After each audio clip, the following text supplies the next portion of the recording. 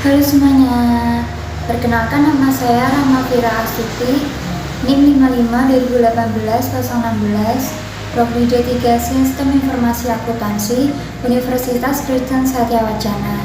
Di sini saya akan mempresentasikan tugas video saya tentang resensi buku dasar-dasar auditing untuk mata kuliah Bahasa Indonesia.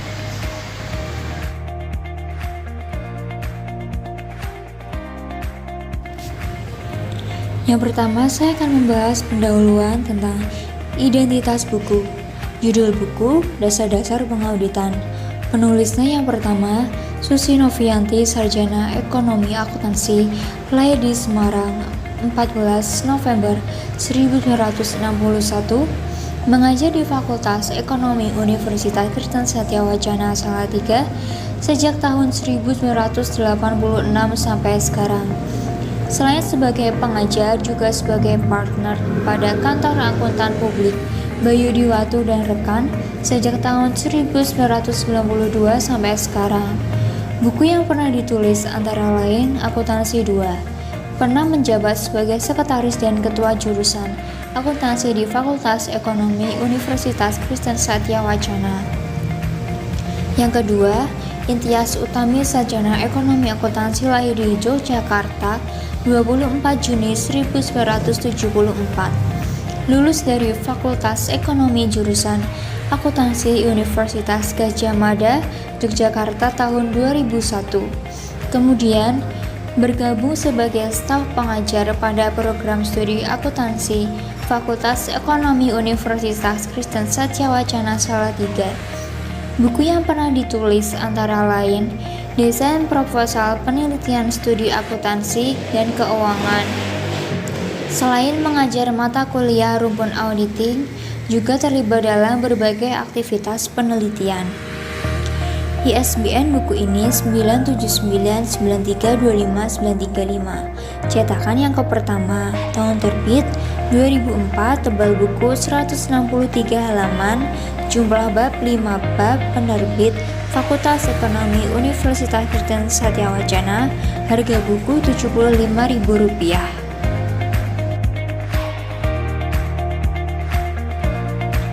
Ikhtisar buku bab 1, Pengauditan dan Profesi Akuntan Publik. Pengauditan merupakan proses sistematis untuk mendapatkan dan menilai bukti secara objektif dari arsesi manajemen untuk menentukan tingkat kesesuaian dengan kriteria yang ditetapkan, kemudian mengkomunikasikan hasilnya kepada pemakai.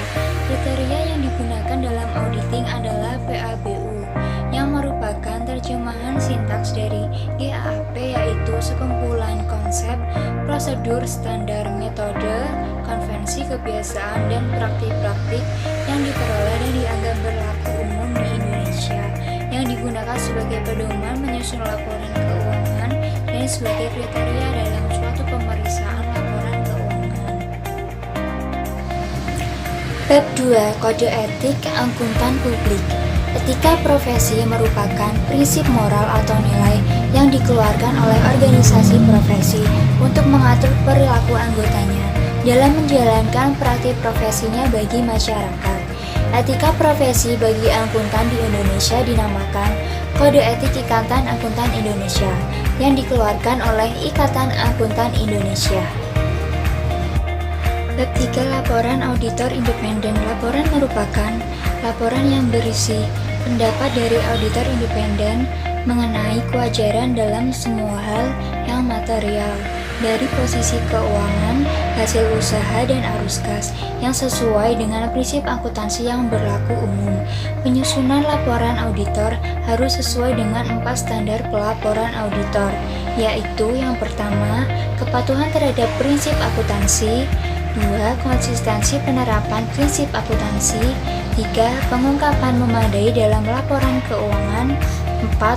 Laporan auditor bentuk baku, yaitu laporan auditor independen yang memuat pendapat wajar tanpa pengecualian. Ada 3 paragraf dalam laporan auditor bentuk baku, yaitu paragraf pengantar, paragraf lingkup, dan paragraf pendapat. Tipe-tipe pendapat auditor. 1. Pendapat wajar tanpa pengecualian dan pendapat wajar tanpa pengecualian dengan bahasa penjelas. 2. Pendapat wajar dengan pengecualian. 3. Pendapat tidak wajar dan pernyataan tidak memberikan pendapat. Bab 3. Laporan auditor independen. Dalam perencanaan audit, auditor hanya bertanggung jawab terhadap masalah yang material saja, baik yang disebabkan karena kekeliruan atau kecurangan. Faktor utama yang membedakan kecurangan dan kekeliruan adalah apakah tindakan yang mendasarinya yang berakibat pada salah saji dalam laporan keuangan merupakan tindakan yang disengaja atau tidak. Bab 4. Bukti audit.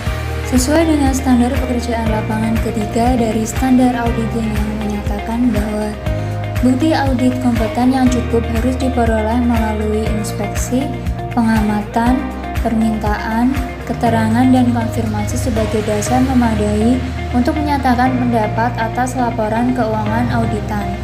Seorang auditor independen, sebelum menyatakan pendapatnya, harus dapat mengumpulkan bukti audit yang mendukung asersi manajemen dalam laporan keuangan.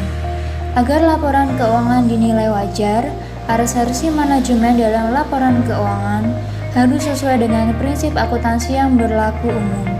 Kompetensi bukti audit berkaitan dengan kualitas atau mutu atau keandalan bukti, sedangkan kecukupan bukti berkaitan dengan jumlah bukti audit. Bab 5. Dokumentasi audit.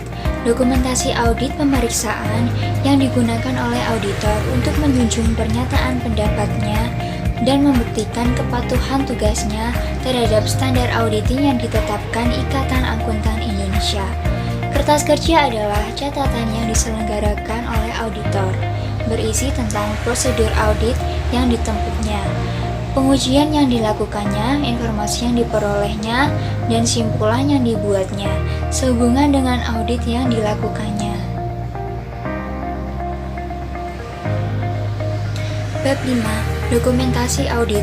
Faktor-faktor yang mempengaruhi pertimbangan auditor mengenai kuantitas, tipe, dan isi dari kertas kerja. 1. Sifat penugasan atau perikatan auditor. 2. Sifat laporan audit. 3. Sifat laporan keuangan. 4. Daftar dan keterangan yang perlu bagi auditor dalam membuat laporan. 5. Sifat dan kondisi catatan klien. 6. Tingkat resiko pengendalian yang ditetapkan oleh auditor dan kebutuhan untuk mengadakan supervisi dan review atas pekerjaan yang dilakukan para asisten auditor. Kelebihan dan kekurangan buku. Kelebihan, terdapat contoh-contoh lembar pengauditan, yaitu lampiran-lampiran jurnalnya, sehingga mudah dimengerti. Materi yang disajikan lengkap dan sederhana, sehingga tidak membuat bingung pembaca. Kekurangannya, di dalam buku ini tidak ada warna ataupun gambar dan ilustrasi sehingga kurang menarik untuk dibaca.